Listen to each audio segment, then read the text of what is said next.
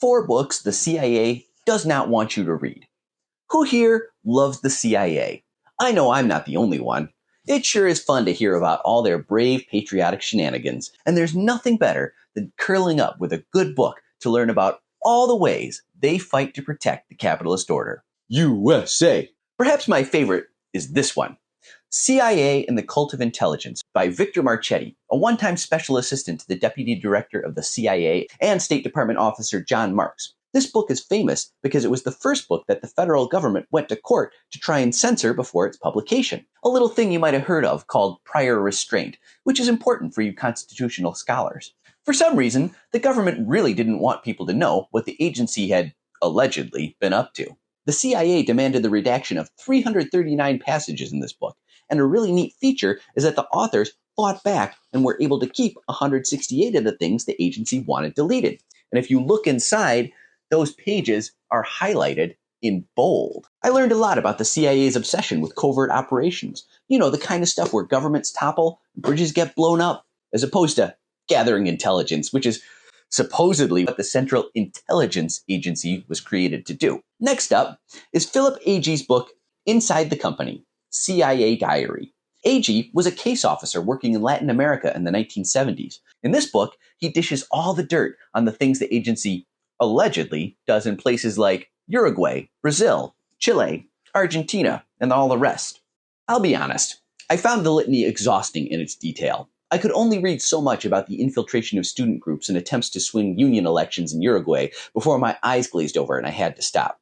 But this book is important because it illustrates how busy those boys from Langley are, allegedly. Agee was persona non grata in his home country after this book came out. He was also deported from the UK under pressure from Henry Kissinger in 1978 and was persecuted for the rest of his life. He did win a libel suit against former First Lady Barbara Bush, who claimed he was responsible for the death of the CIA's station chief in Athens in her memoir. Both of these books are a lot harder to find on US bookshelves than overseas. It's almost like the government doesn't want you to read them for some reason. Weird. I also enjoyed Tim Weiner's Legacy of Ashes, an absolute doorstop of a book. You need some real determination to push all the way through this big boy. The biggest lesson I got from this book is that the agency sure does drop the ball a lot when it comes to actually cultivating intelligence about what's happening in other countries. They're up to their eyeballs, allegedly, trying to influence what happens in those countries, but not always so swift about developing knowledge that has predictive value. Ah well, to err is human. I don't usually recommend books I haven't read yet, but I'm very excited to read this one, Cocaine Politics by Peter Dale Scott and Jonathan Marshall.